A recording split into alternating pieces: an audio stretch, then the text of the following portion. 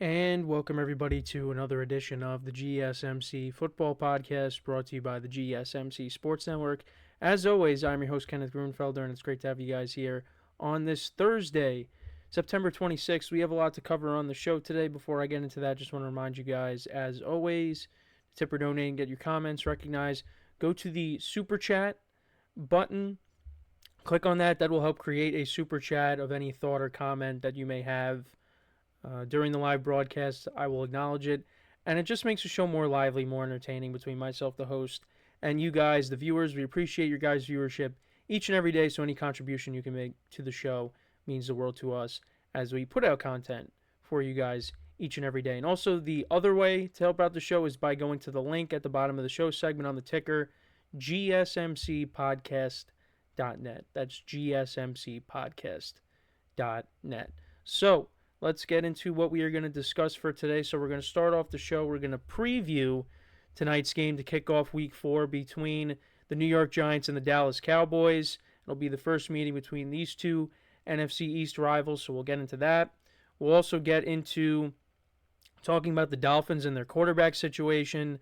Skylar Thompson made the start for them on Sunday against the Seahawks with no Tua Tagovailoa, him being placed on IR. But he also got hurt in the game, so we'll talk about their situation as well as just getting into the game recap as well. The Seahawks improving to 3-0 on the season. So the Dolphins and the Seahawks we'll talk about in the next segment. Then in the third part of the show, we'll get into talking about the Bears-Colts game. That's another game that I didn't get to this week that we'll talk about. We'll evaluate the performances of both quarterbacks, Anthony Richardson of the Colts and Caleb Williams of the Bears. We'll get into that and some of the concerns I have with those teams going forward. We'll get into the Bengals. We'll talk about some comments made by Joe Burrow. And just, the Bengals, they're off to an 0-3 start, so we'll kind of just talk about them. And then the final part of the show, we'll continue that discussion talking about them, but as well as talking about the other teams that are 0-3 as well as other teams that are struggling going into Week 4, and can they turn it around. So let's get into the first topic, which is previewing tonight's game between the Cowboys and the Giants.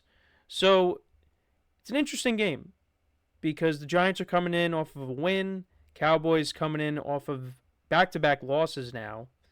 The Giants could very easily be 2-1 if they had a kicker.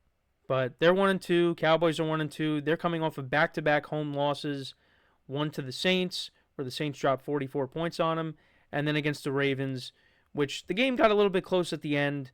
But for the most part, the Ravens were in full control of that game. At one point, that game was 28-6. So, and for both teams, for the Giants, Week 1 was a disaster. They could have beaten the Commanders, like I said, and then looked a little bit better against the Browns. So, the Giants are starting to look like they might not be one of the worst teams in football. But again, you could say, well, they played against the Commanders, who have a bad defense, and against the Browns, which, Deshaun Watson is not playing well. But the Browns do have a good defense. So you got to factor that in. And it was on the road. It was a tough place to play. But the Giants got the job done. So I was encouraged by what I saw. And Daniel Jones played a little bit better in this game. He hasn't been great this year, of course. The first game was a disaster, but these last couple games has looked better. Malik Neighbors looks like a stud. The Giants are running the football well with Devin Singletary. The offensive line is is playing well. They're protecting Daniel Jones a little bit, opening up lanes for Devin Singletary, so you got to be encouraged by that. For the defense, that was a breakout game for them. 8 sacks off of Deshaun Watson. Now, you could point to the Browns' offensive line being a little banged up and Deshaun Watson running into some of those sacks. Okay, but 8 sacks is 8 sacks. So I was encouraged by that. Now they're going to be going up against a team in the Cowboys that has struggled. Defensively, running the football, it's been a problem. And can this be a get-right game for them? Well, the Cowboys have won 12 of the last 13 matchups against the Giants. And the other thing, too, is Daniel Jones, I believe, is 1-12 in primetime games. And he's 1-7 against the Cowboys. And that one win came against Andy Dalton during the COVID season. Other than that, has never beaten Dak Prescott head-to-head. So that's why this is an interesting game, because the Cowboys, they look vulnerable. They do. Like I said, they're struggling to run the football. The defense is not playing well. The Giants could take advantage of that. But it could also go the other way, where this could be a get-right game for the Cowboys. They can get to Daniel Jones. They could create turnovers.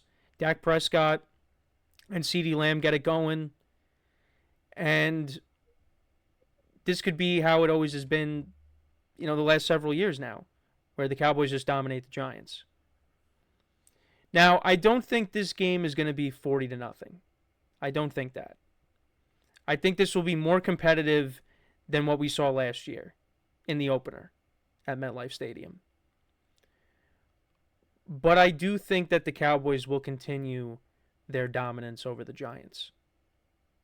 Unfortunately. The Cowboys are coming off of 2 straight losses where they've gotten embarrassed. I would have felt a little bit better going into this game if the Cowboys had come back and beat the Ravens. But because now that they're coming off of 2 straight losses at home, they're really looking for a win. And the Giants got some players banged up. There's going to be no Drew Phillips in this game, their young corner, which is a concern. I don't think there's going to be any Adoree Jackson either. So they're down 2 corners, 2 starting corners, with the secondary that hasn't been great so far. And now you got to go up against CeeDee Lamb. Now, he's the one guy that they're going to have to focus on. Let some of these other guys beat you, like Brandon Cooks, like Turpin, who had a good game. Jacob Ferguson was back. Take CeeDee Lamb out of the game. Make Dak Prescott throw it to his other receivers, his other weapons. But also, have them try to establish the run. Because looking at the league rankings, rushing yards per game, the Cowboys are 30th in the NFL. They're averaging 73.7 rushing yards per game. That's not good. And they didn't elevate Dalvin Cook from the practice squad once again. Jerry Jones on his radio show, his radio appearance, said because it's a short week. So I would think that he's going to become a factor at some point. Because you got Zeke, who has not been great. Deuce Vaughn hasn't really done much.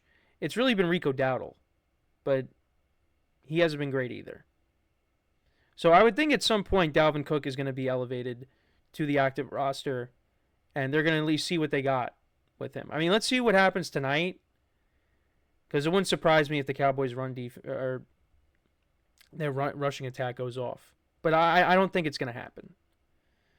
So, but passing yards per game, Cowboys are first. Giants are 21st. Giants are 19th in rushing yards per game, averaging 105 yards. I mean, Singletary has looked good. It's just he's got to take care of the football. He has 2 fumbles. And then points per game, the Cowboys are 6th, the Giants are 29th. Then on the defensive side of the ball, Cowboys defense is 13th, giving up an average of 198 yards per game, passing yards per game. Giants are 15th, giving up an average of 210 passing yards per game. And then against the run, both defenses struggle. Cowboys are dead last, giving up an average of 185.7 rushing yards per game. And the Giants are 23rd, giving up an average of 131.7 yards per game. Points allowed, Cowboys defense is 30th, Giants defense is 18th. So the Giants, rely upon that running game. I think Malik Neighbors will play well tonight. I know the Cowboys will probably have a plan for him, but I think he's going to make his share of plays. But the one thing I'll say, too, is Daniel Jones has to use his legs in this game. The first game, I was a little surprised by how many times they had Daniel Jones run with it, especially, coming off of his injury. But, now we're in week 4. I'm not saying that he's got to be the leading rusher. But, have some design runs in there tonight. So, we'll see what happens. But, yeah, that's the key. I think the Giants, if they can run the football and you take CeeDee Lamb out of the game, make the Cowboys one-dimensional, maybe they got a shot. Really, for me, it's show me something. Because, like I said, they have lost 12 of the last 13 matchups against the Cowboys. It's been one-sided. So can tonight be the night that they change course and finally get a win against this team? I don't think it's going to be tonight. I do have the Cowboys winning this game. I'm not going to be a homer and take the Giants. Last year, I took them in week 1. And again, I don't think it's going to be 40-0. Now, the line has changed a little bit. So it was 6.5. Then it went down to as much as 4.5, I saw. And this is off of CBS. And now it's back up to 5.5. I think the Cowboys do win this game. I'm going to say they win. I'm going to say 28-20. I think that's the final score. Dak Prescott usually plays well against the Giants. I think that's going to continue here, especially with the guys banged up in the secondary. But can the Giants pressure the quarterback? Can they get to Dak Prescott with their 3 guys? Happened against the Browns. Can they do it here? They were blitzing a lot, and the Browns had no answers. So can they do it against the Cowboys' offensive line? The Cowboys' offensive line is not what it used to be. It's not a bad offensive line, but it's not what it was in 2014 and not 2016. This is an offensive line that the Giants can give problems. So we'll see. But let me know what you guys think about this game. How do you see this game turning out? Let me know in the comments. So we are going to take our first break of the show.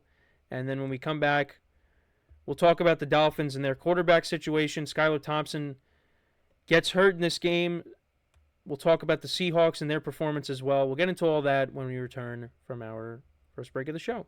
So with that being said, stick around, and we'll be right back here on the GSMC Football Podcast.